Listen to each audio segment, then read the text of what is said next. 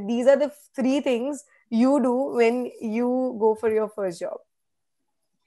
I would say put in your best, because you got the maximum energy when you're young. So I think put in your best at that time, have that hunger to learn and hunger to contribute. That is the second thing which I would say. And I would say that the third thing is remain adaptable to the environment, because suddenly within 6 months you will find probably a role change where you may be expected to change yourself and adapt into a next role. So if anybody who takes too much of time to adapt, I think may miss the bus. But somebody who adapts well and learns onto the nuances of the changing environment, he or she will be much more successful. So those are the things which I learned well. Adaptability continued to happen almost every few months, few years in my career, and that's what I learned initial part of my career.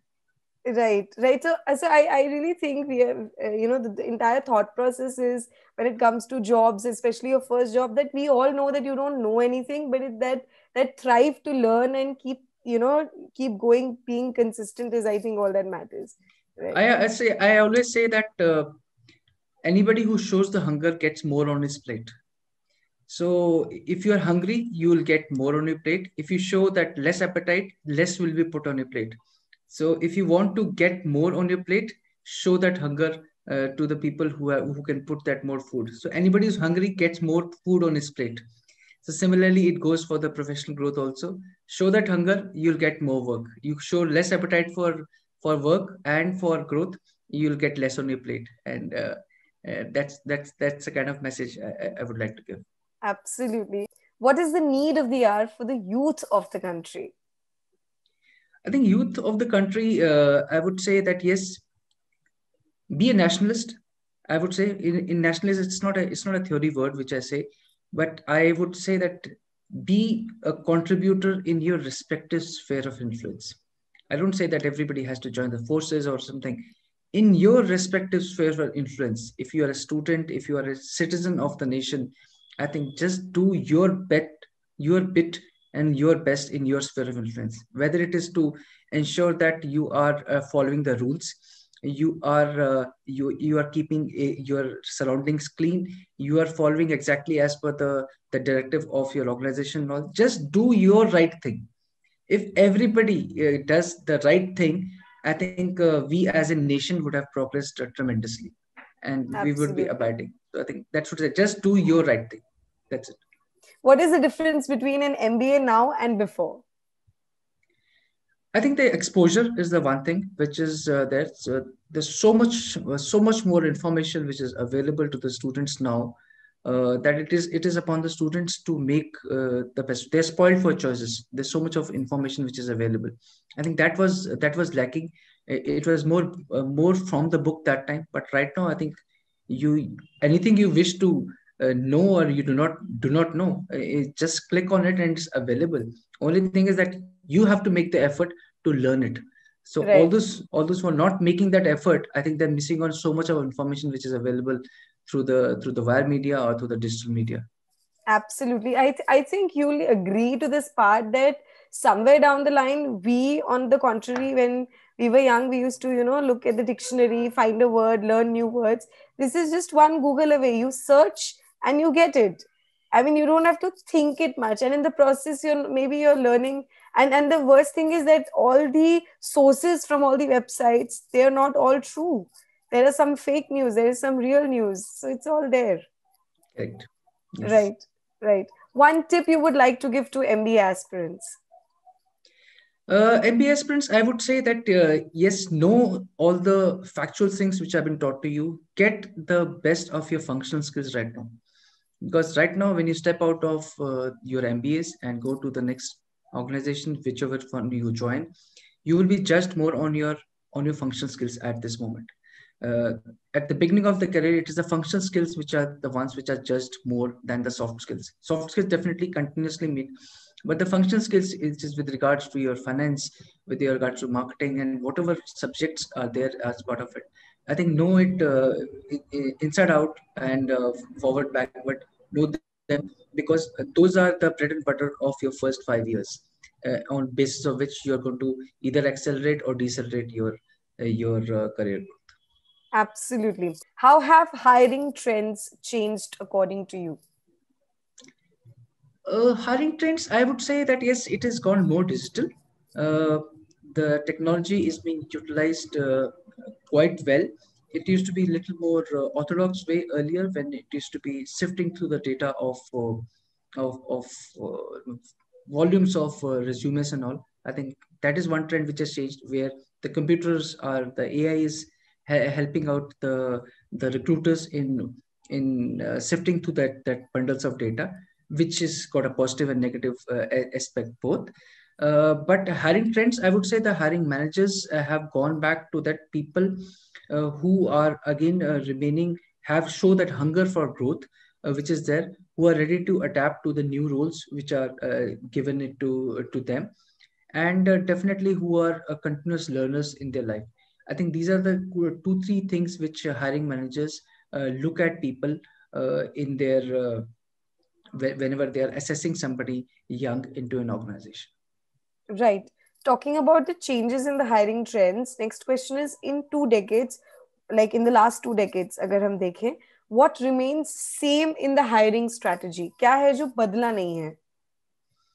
Hiring strategy, what has not changed? I can't go too early, because I was not part uh, of the outer world. I would say the corporate world, because I joined the corporate world recently. So I Right. may not, it may not be an appropriate or correct answer from my side. But I would say that yes, anybody who's a right hiring manager or right hiring people uh, has been showing that empathy into to the human who is sitting across the table. I think all those who are doing it right, I'm saying there are enough people who do not do it right also, but they value the human which is behind uh, the other side of the interviewing table. So I think that that is not changed in the right organizations, and those right organizations are drawing the right talent and ensuring that the attrition is low, and people stick on and continue to add value. I think that is one thing which I see in larger organizations, maybe startups or anybody, where you will not find people uh, just leaving a job because they love their job, they love their organization. So I think Right. the hiring managers have done their job well. Right. And what are the job trends of future according to you in future? Job trends of future, I would say they will be more tech-oriented jobs. So I think technology will play quite a decisive role in it, whether it is from human resources to actual technology jobs. I think every field the technology is going to touch. So I think having a good sound foundation in technology is the one which will help out the students. So do have a good sound foundation in technology, knowing the data, knowing the figures which are there, because it will all come to use as something. So all these things of AI, the machine learning, the data analytics, and all these things will be put to use, because the decisions will be made through all these technological advancements which are there. So I think tech will remain the backbone of future hiring for the next 20 years. Right. What are employability skills? Employability skills, I would say, is first foremost is the learning appetite which is there. So if you are ready to learn, and you are able to show those particular skills into your outcomes of your work which is there, that is one thing which will remain an employability skill, that how much are you able to learn, and how much you are thereafter able to contribute into the things. uh, I think another thing will remain is how well do you communicate.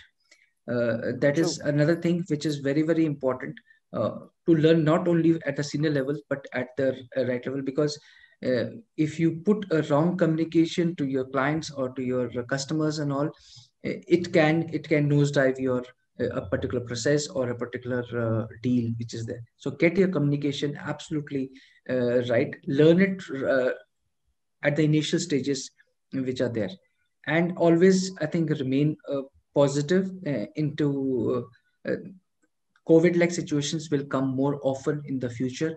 So I think Right. remain positive, uh, do not let your foundation be shaken in the future. So stay strong and remain positive in the future. I think all those who remain positive, they continue to contribute, and that's what I think organization keep seeing, that this person has got the resilience to withhold that particular bad weather also. So he or she will be a long term contributor into the organization. So these are few things which I would say that remain in the employability factor which are there. Right. Very well put up there. Absolutely. Next question. What are the top skills any interview is looking for in a fresher? I would say awareness is one thing which is very much required, especially if you are going for a particular job role. Your awareness not only about that job role, or but also about that industry, is very very much important, because while assessing you for a particular job role, people will move on to your understanding of that organization, about about the that particular industry. So awareness is one thing which is very very much important.